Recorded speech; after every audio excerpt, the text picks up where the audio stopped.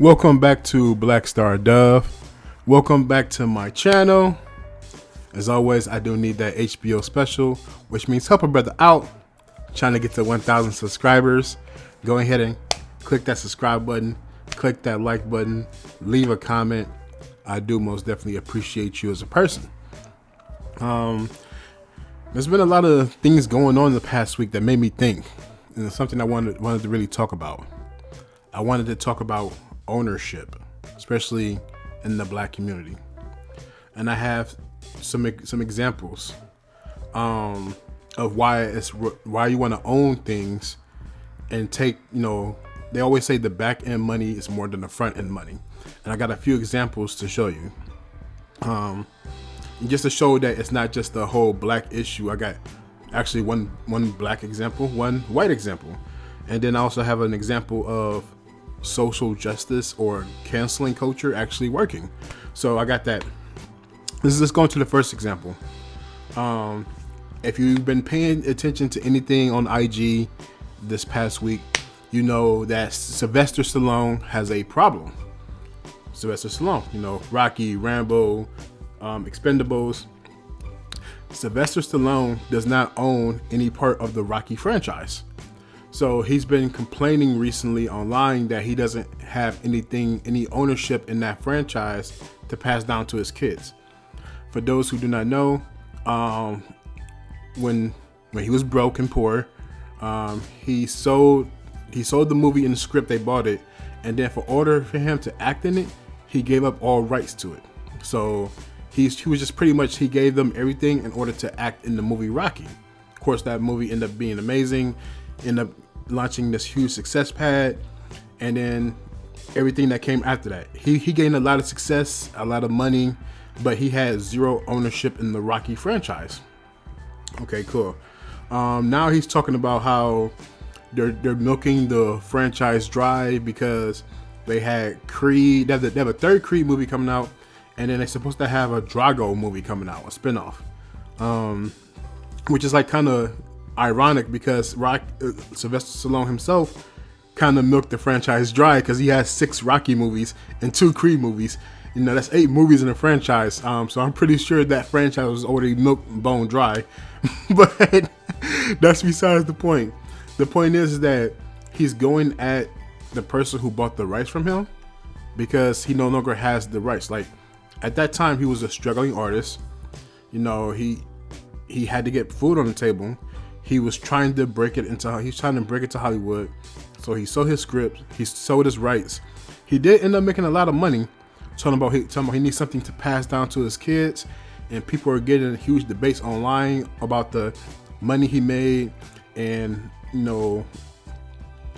passing down estate taxes at 40% versus passing down a licensing. They're getting into the all complexities of it. The whole thing is that they're making these movies like Creed 3 doesn't have Rocky in it. Drago movie does not have Rocky in it. He has no creative input because he doesn't own anything in the Rocky franchise. So he's been complaining a whole lot, talking about how everything was stolen from him when it was never stolen. He sold it, and then I see both sides because the person who bought the rights from him, the initial person, they took a huge risk. Like they put the money into the project. That project could have failed, and then Sylvester Stallone would have been back to where he was. But the project was successful. They made 7 more movies together. So that's just one example of the ownership. Like everybody knows Sylvester Stallone is Rocky, but he has zero ownership in the franchise. Another one that recently happened is Khalees. For those of you who do not know Khalees, she was once married to Nas. She has a popular song called Milkshake. Well, it was very popular. Still kind of is. She's been going at Beyonce and Pharrell. Why? Because her song was sampled without her permission. But she doesn't own any part of the song. Pharrell owns the song. So when Beyonce, I guess, and her management team reached out to Pharrell, that's all they technically had to do. They could have gave her a courtesy call, but they don't have to talk to Khalees Khalees doesn't own the song. You know, what do I need your permission for if you don't own it? So I do understand Khalees saying that, you know, Beyonce could have gave her a courtesy call, and she's also upset with Pharrell, saying that she was swindled out of her rights. And that was more of like a front end thing. Like when she signed on to her deal and all that stuff, they took a lot of the front end money. Well, she took a lot of the front end money and she gave up all other rights. And as far as like the Pharrell being added as a writer and the producer and everything, I guess that was in the contract as well. So that's like a whole crazy thing. But she doesn't have her masters. She doesn't own her music. So Beyonce's management team went to the person that owns the music, and they got the permission that way. So that's just a very sad case of that. Now Khalees has recently been online calling out Beyonce, saying that you're for girl power, but you know, you didn't come and ask me. Sorry about that. And I can see that, you know, it doesn't hurt to pick up a phone and call someone, but if you're just talking about business, there's no reason to call her. You don't own anything. You don't own the song. So that's another case of that person took all the front end money and then they're getting nothing in the back end, really. And then, you know, people call online, they're trying to call people out. They're trying to quote unquote bully tactics or cancel culture to get something back to them. I've only seen this work one time in the past couple of years, where quote unquote canceling culture has actually forced someone to get something that technically it wasn't theirs anymore. And that happened for Dave Chappelle. If you remember, Dave Chappelle did not own any rights to the Chappelle Show for a long period of time. Dave Chappelle, he went online, he asked for his fans to boycott the Chappelle Show until they do right by him. The fans boycotted the Chappelle Show. Netflix got rid of it. And it's just all about the timing. And then they gave Dave a portion of the rights back in order for, you know, everything to go back on track. So that's the only time that I've ever seen this work. Maybe there's another time I did some research, I couldn't find it. But so far, only Dave Chappelle has got that to work. And Dave Chappelle is a very special case. He's a case of everybody loves him. Like, no matter what race you are, what age you are, everybody loves Dave Chappelle. So that's the only case I can think of bully tactics or cancel culture getting something back for someone who technically never had it or sold the rights to it. But this is why I want to talk about ownership. This is why I want to talk about back end money. Like, when you own something, yeah, the front end money was really good. It gives you a lump sum right then and there, but you usually sacrifice a lot more than back end. Think about how much money the Rocky movies have made over the years.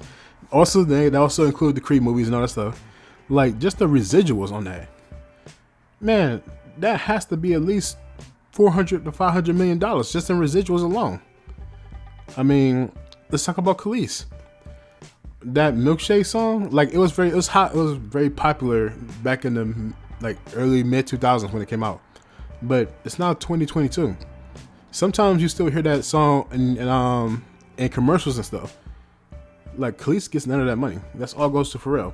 I'm pretty sure that song probably made about $3 to $5 million post-release in residual income.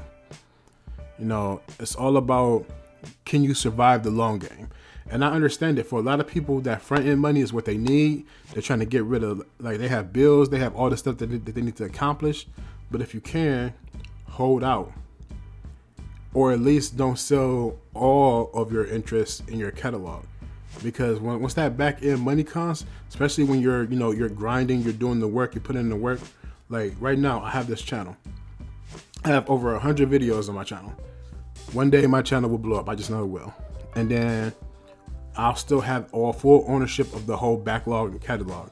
There's only one video that I have that I do not have ownership of. And I'm not even going to fight that, because it's like, I used a clip from the movie Boomerang when I talked about how Boomerang is my favorite movie. And I guess MGM claimed that video for its entirety. So there's only one video that I have that I don't actually have the rights to. So, like, once everything does start picking in and the money starts trickling in, I'll be able to collect even from my past videos, because like people love to go watch old content from people, especially when they first start going out. So I would say this: always know the importance of ownership. Know what it means for you to actually own something. If you can, sacrifice the front end money so that way you can get more on the back end. Like, I know that's hard to say because you don't know. Like, there's plenty of things that people sell off that doesn't take off. You know, that happens all the time. So what happens if you sacrifice the front end money but nothing really happens on the back end, or you fall off? You know, that's just a risk that you have to weigh if you want to take that or not. But I hope this really does spark a conversation in ownership. So I wanted to give those few examples. I want to say take care. I love you. Peace.